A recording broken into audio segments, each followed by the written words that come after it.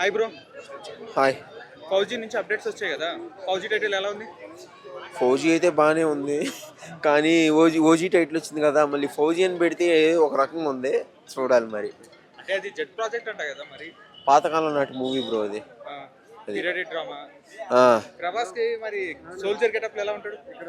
Army గెటప్లో ఎక్స్ట్రాడినరీగా ఉన్నాడు బ్రో. ఇంతవరకు ఆ క్యారెక్టర్ ఎప్పుడు చేయలేదు కదా, ఓన్లీ చేసింది మనోడు పోలీస్ కూడా చేయలేదు. చేశాడు కదా, ఇది సాహో మూవీలో చేశాడు కదా. సాహో మూవీలో పోలీస్ కాదు, నార్మల్ నార్మల్ అయినా పోలీస్గా చేశాడు కదా. అది ఇంక్వైరీ కదా. హీరోయిన్ ఇమాన్వి ఎట్టుంది? హీరోయిన్ న్యూ ఇమాన్యుయల్ బాగానే ఉంది బ్రో. ఇమాన్వి కాదు, ఇమాన్వి కదా తన పేరు. ఇమాన్వి అయితే హీరోయిన్ చూడలేదు బ్రో. ఓకే. అయితే అనురాగుపూడి ఈ సినిమా ప్రభాస్ కెరియర్లో హైయెస్ట్గా మారుస్తాడు.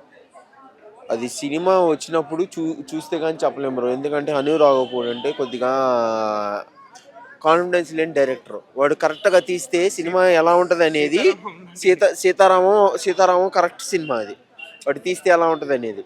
ఆ సినిమా తర్వాత వచ్చిన సినిమా ఫౌజీ కదా, దానికన్నా ఇప్పుడు హై ఎక్స్పెక్ట్ చేస్తారు ప్రభాస్ ఫ్యాన్స్ అంటే. దానికంటే ఎక్కువ అవుట్పుట్ ఇవ్వాలని ఆలోచిస్తారు.